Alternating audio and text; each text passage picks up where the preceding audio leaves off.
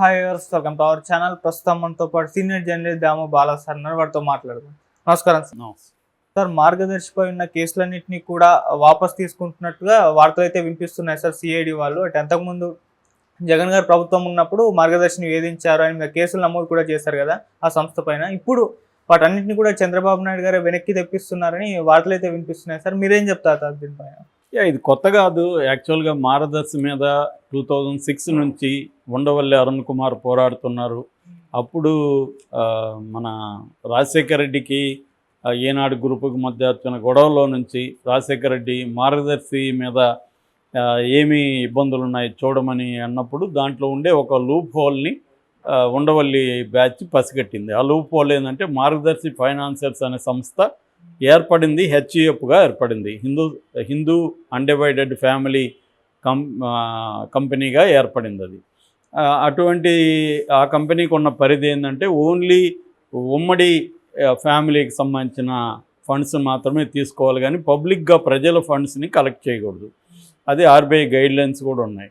దాని ప్రకారం ఆయన కోర్టుకి వెళ్ళారు. అది ఇప్పటికి కూడా నడుస్తూనే ఉంది. కొంతవరకు సుప్రీంకోర్టు దీని మీద మార్గదర్శి మీద చర్యలు కూడా తీసుకునింది. ఇంకా అయితే కేసు నడుస్తుంది. మొత్తము డిపాజిటర్ల వివరాలన్నీ కూడా లారీలకి తరలించారు సుప్రీంకోర్టుకి. అవి నడుస్తుంది.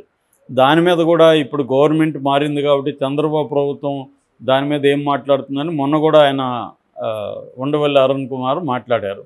జగన్ ప్రభుత్వం అయితే దాంట్లో ఇంప్లీడ్ అయింది, చేసింది. ఇప్పుడు ఇక్కడ రేవంత్ రెడ్డి ప్రభుత్వం, అక్కడ చంద్రబాబు ప్రభుత్వం రెండు కూడా చేయాలి. మరి వాళ్ళు చేస్తారా లేదా నాకు అనుమానంగా ఉందని మాట్లాడారు. ఇప్పుడు నిన్న ఒక కొత్త విషయం బయటకు వచ్చింది. అదేంటంటే మార్గదర్శి చిట్ ఫండ్స్ ఇది వేరు, మార్గదర్శి ఫైనాన్సర్స్ వేరు, మార్గదర్శి చిట్ ఫండ్స్ వేరు. రెండు రకాల సంస్థలు మార్గదర్శి పేరుతో ఉన్నాయి. మార్గదర్శి ఫైనాన్సర్స్ ఏం చేస్తుందంటే డిపాజిట్లను కలెక్ట్ చేస్తుంది, వడ్డీలు ఇస్తుంది. చిట్ అనేది వేరు. చిట్ అనేది మనకు తెలుసు. చిట్ అనేది మనం మంత్లీ కడతాము, దాన్ని పాట పడతారు, ఎవరికన్నా ఒకటి తీసుకుంటే వాళ్ళు వడ్డీ కడతారు, దాన్ని డిస్ట్రిబ్యూట్ చేస్తారు. సో ఇది మార్గదర్శి చిట్ ఫండ్ యాక్ట్ కింద కూడా అనేక అవకతవకలు ఉన్నాయని జగన్ ఏం చేశాడు, సిఐడి కేసు పెట్టించాడు.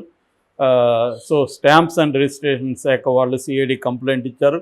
సిఐడి దీని మీద ముందుకెళ్ళింది. చివరికి అరెస్టులు కూడా చేస్తారని చెప్పారు. కానీ తీవ్రంగానే కేసులు పెట్టారు. విచారణ పేరుతో ఫస్ట్ టైము ఆయన రామోజీరావు ఇంటికి పోలీసులు వెళ్ళడం, ఆయన్ని విచారించడం, ఆయన పడుకొని ఆరోగ్యం బాగాలేదు, నాకు 86 ఏళ్ళు, నా జీవితంలో నా దగ్గరికి పోలీసులు ఎప్పుడు రాలేదు, ఇది కాలమహిమ జగన్ మహిమ తెలియదని ఒక వీడియో కూడా వైరల్ అయింది. ఏదేమైనా అప్పట్లో అనేక ఆర్గ్యుమెంట్లు కూడా వచ్చాయి. ఈవెన్ ఉండవల్లి అరుణ్ కుమార్ లాంటి వాళ్ళు కూడా ఖచ్చితంగా చిట్ ఫండ్స్లో కూడా అనేక అవతకులు ఉన్నాయి. ఇదే తప్పులు వేరే చిట్ ఫండ్స్ చేస్తే వాళ్ళని అరెస్ట్ చేసి జైళ్ళల్లో పెట్టారు. రామోజీరావు తప్పు చేస్తే ఆయన ఎందుకు పనిష్ చేయట్లేదు అనేది ఆయన కూడా మాట్లాడింది. చిట్ ఫండ్స్ కూడా ఏంటంటే ఎక్కడికక్కడ ఆ బ్యాంకుల్లో ఆ బ్రాంచుల్లోనే ఆ డబ్బులు పెట్టాలి, ఇక్కడ కేంద్రం పేరుతో ఇక్కడ పెట్టకూడదు, ఇట్లా రకరకాల అవకతవకలు జరిగినాయని చెప్పారు. సో దాని మీద కోర్టులో జరగాలి. కోర్టు నిజంగా మార్గదర్శి చిట్ ఫండ్స్ తప్పు చేయలేదని నిరూపిస్తే మంచిదే. కానీ ఇప్పుడు చంద్రబాబు చేసింది ఒక షాకింగ్ విషయం అని చెప్పాలి. చంద్రబాబు రాగానే సిఐడి ఈ కేసులను ఉపసంహరించుకున్నట్టు నిన్న పిటిషన్ వేసింది. ఇంతకుముందు ఏంటంటే డిపాజిటర్ల పేరుతో ప్రత్యేక కోర్టులు రిటర్న్ చేస్తూ ఉత్తర్వుల్ని సవాల్ చేసింది సిఐడి. దాన్ని కూడా ఇప్పుడు విత్డ్రా చేసుకున్నట్టు నిన్న జస్టిస్ వెంకట జ్యోతిర్మయి ప్రతాప్ దగ్గర వాళ్ళు పిటిషన్ వేశారు. అంటే ఒక ప్రభుత్వం వస్తేమో ఒక కంపెనీ మీద తప్పులున్నా లేకపోయినా విత్డ్రా చేసుకుంటుంది. ఇంకొక ప్రభుత్వం వస్తేమో తప్పులున్నా లేకపోయినా ఒక కంపెనీ మీద కేసులు పెడుతుంది. ఇప్పుడు జగన్ మీద తప్పులుని వీళ్ళు పెడుతున్నారు, అక్రమాస్తులను జగన్ మీద పెట్టారు. మరి మోడీ ప్రభుత్వం కూడా విత్డ్రా చేసుకోవాలి కేసుల్ని. ఎందుకంటే మోడీకి ఉన్న లక్ష్యం ఏంటి, జగన్ మీద కేసులు ఉండాలి, అది ముందుకు పోకుండా వెనక్కి పోకుండా చూసుకోవాలి. అందువల్ల జగన్ తమ కంట్రోల్లో ఉంటారు. ఇందువల్ల ఏమవుతుందంటే లీగల్ ప్రక్రియ మీద, న్యాయ వ్యవస్థల మీద ప్రజలకి ఆల్రెడీ నమ్మకాలు లేవు. ఇట్లాంటివి ఇప్పుడు చంద్రబాబు చేసిన చర్య వల్ల ఉన్న నమ్మకం కూడా పోతుంది. నిజంగా రామోజీరావు తప్పు చేయకపోతే కోర్టులో ఎందుకు దాన్ని తేల్చుకోలేదు? కోర్టులో తేల్చుకోవచ్చు కదా, ఎందుకు మరి సిఐడి ఇప్పుడు విత్డ్రా చేసుకుందన్న ప్రశ్న చంద్రబాబుకి రేపు ఎదురవుతుంది. చంద్రబాబు తన గురుదక్షిణలాగా అది చేసి ఉండొచ్చు, కానీ ఇది బ్రాడర్ సెన్స్లో చూసినప్పుడు ఖచ్చితంగా ఇబ్బందికరం. ఇప్పుడు జగన్ కోర్టుల్లో కేసులు ఉన్నాయి, మరి అతను కూడా నేను కూడా తప్పు చేయలేదని అంటున్నాడు. తప్పు చేశాడు లేదనేది కోర్టులు నిర్ణయిస్తాయి.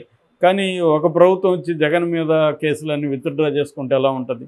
సేమ్ ఇది అన్ని చంద్రబాబు ప్రభుత్వం ఒకటే చేయలేదు, అన్ని ప్రభుత్వాలు ఇదే చేస్తున్నాయి. గతంలో జగన్ మీద పెట్టిన కేసులు జగన్ వచ్చినాక దాన్ని విత్డ్రా చేయించుకున్నాడు. అట్లాగే బీజేపీ ఎవరైనా బీజేపీలోకి వస్తే వాళ్ళ మీద కేసులు ఉంటే క్లోజర్ పిటిషన్లు వేసేస్తున్నారు అక్కడ కూడా. అలాగే చాలామంది మీద బీజేపీ ప్రభుత్వంలో ప్రత్యర్థుల మీద ఉన్న కేసులు పెట్టాం. మనకు తెలిసే ఇక్కడ సీఎం రమేష్ కావచ్చు, సుజనా చౌదరి మీద కేసులు ఏమైనాయి? బీజేపీలోకి వెళ్ళినాక ఏమీ కాలేదు. సో అంటే బీజేపీలోకి వెళితేమో వాషింగ్ మిషన్లోకి వెళ్ళినట్టుగా క్లీన్ అయిపోతారు, వెళ్ళకపోతేమో వాళ్ళ సీఎంలైనా కూడా వాళ్ళని జైలుకి పంపిస్తారు. కేజ్రీవాల్ సీఎం జైలుకి పంపించారు, ఆయన హేమంత్ సోరెన్ సీఎం ఆయన్ని జైలుకి పంపించారు. కానీ మన సుజనా చౌదరి ఈ సీఎం రమేష్ వాళ్ళ మీద ఎన్ని కేసులు ఉన్నా అవి ముందుకెళ్ళవు. సిబిఐ కేసులు ఉన్నాయి, ఆయన రఘురామకృష్ణరాజు మీద సిబిఐ ఉంది, అవి ముందుకెళ్ళవు. జగన్ మీద 11 ఏళ్ళుగా ఈడీ కేసులు ఉన్నాయి, అవి ముందుకెళ్ళవు. అంటే క్లియర్గా మోడీకి అనుకూలంగా ఉన్న వాళ్ళ మీద కేసులు ఉండవు. ఒకవేళ ఉన్నా అనుకూలంగా మారినాక ఆ కేసులు క్లోజ్ అయిపోతాయి. వ్యతిరేకంగా ఉన్న తమకు ఇబ్బందిగా అనుకున్న వాళ్ళ మీద మాత్రం కేసులు ఉంటాయి. ఇది మోడీ ప్రభుత్వం చేస్తుంది. చంద్రబాబు ప్రభుత్వం కూడా అదే. చంద్రబాబు ప్రభుత్వం ఇప్పుడు వైసీపీ వాళ్ళ మీద అనేక కేసులు పెట్టుకుంటూ వెళ్తుంది. కానీ వైసీపీ పెట్టిన కేసులను మాత్రం తమకు అనుకూలమైన మీడియా సంస్థల అధిపతి రామోజీరావుకు సంబంధించిన మార్గదర్శి చిట్ ఫండ్ మీద కేసు మాత్రం సిఐడి విత్డ్రా చేసుకుంటుంది. సో దీన్ని బట్టి క్లియర్గా మనకి ఏమర్థం అవుతుంది, ఈ ఇన్వెస్టిగేటివ్ ఏజెన్సీలన్నీ కూడా గవర్నమెంట్, ఆ పార్టీ గవర్నమెంట్స్ ఏం చెప్తే అవి వింటుంటాయి తప్ప ఇందులో న్యాయం అన్యాయమో లీగల్ వ్యవస్థ దాని అదేదంటారు, వీళ్ళు ఒక జోక్ చేస్తుంటారు అప్పుడప్పుడు. చట్టం తన పని తను చట్టం అనేది తన పని ఎప్పుడూ తను చేయదు. పోలీసులు చెప్పినట్టు, ఇన్వెస్టిగేటివ్ ఏజెన్సీలు చెప్పినట్టే చట్టం చేస్తుంది. ఇన్వెస్టిగేటివ్ ఏజెన్సీలు మళ్ళీ వీళ్ళే కంట్రోల్ చేస్తారు. జగన్ ఉంటేమో అదే సిఐడి ఒక రకంగా బిహేవ్ చేస్తుంది, జగన్ లేకపోతే మళ్ళీ ఇదే సిఐడి ఇంకొక రకంగా బిహేవ్ చేస్తుంది. సో నిజంగా ఇప్పుడు రామోజీరావు తప్పు చేయకపోతే చిట్ ఫండ్స్లో కోర్టులో ఎందుకు ప్రూవ్ చేసుకోలేదు? కోర్టులో ప్రూవ్ చేసుకోవచ్చు కదా. అది లేకుండా సేమ్ ఇదే దాన్ని మార్గదర్శి ఫైనాన్సర్స్ మీద కూడా చివరి రోజు ఉమ్మడి ఆంధ్రప్రదేశ్ హైకోర్టు చివరి రోజు కేసు కొట్టేశారు. అప్పుడు ఎవరో ఉండవల్లికి కూడా చెప్పలేదు కేసు కొట్టేసినట్టు. ఉండవల్లికి ఎవరో ఫ్లైట్లో లాయర్ కనబడి ఇలాగా కేసు కొట్టేశారు తెలుసా అంటే అప్పుడు ఆయన షాక్ అయ్యి మళ్ళీ సుప్రీంకోర్టుకి వెళ్ళాడు. ఆయన వెళ్ళిన ఒక 1.5 year తర్వాత జగన్ ప్రభుత్వం దాన్ని ఇంప్లీడ్ అయింది సుప్రీంకోర్టులో. అందుకని మార్గదర్శి కేసు అక్కడ ఉంది. మరి ఇప్పుడు ఇలాగయ్యారు, దీని మీద ఎవరన్నా పిల్లేస్తారేమో చూడాలి. ఎందుకంటే వైసీపీ వాళ్ళు సైలెంట్గా ఉండకపోవచ్చు. ఈ సిఐడి ఇలా విత్డ్రా చేసుకోవడం కరెక్టా అని వాళ్ళు రేపొద్దున సుప్రీంకోర్టులో ఏమైనా పిల్లేస్తారా లేకపోతే హైకోర్టులో పిల్లేస్తారా అనేది చూడాలి. ఎందుకంటే ప్రభుత్వం మారగానే మార్గదర్శి మిస్టర్ క్లీన్ ఎలా అయిపోయింది, దాని మీద వచ్చిన ఇవి వాళ్ళు ఎందుకు కోర్టులో ప్రూవ్ చేసుకోలేదు? వాళ్ళు ఇతరులని గురించి రోజు పేజీలు రాసేవాళ్ళు, వాళ్ళు ప్రూవ్ చేసుకుంటామని చెప్పాలి కదా. మీరు విత్డ్రా చేసుకోకండి, మేము న్యాయ వ్యవస్థ మీద మాకు నమ్మకం ఉంది, న్యాయ వ్యవస్థలో మేము ప్రూవ్ చేసుకుంటామని ఎందుకు ఈనాడు గ్రూపు మాట్లాడలేదు?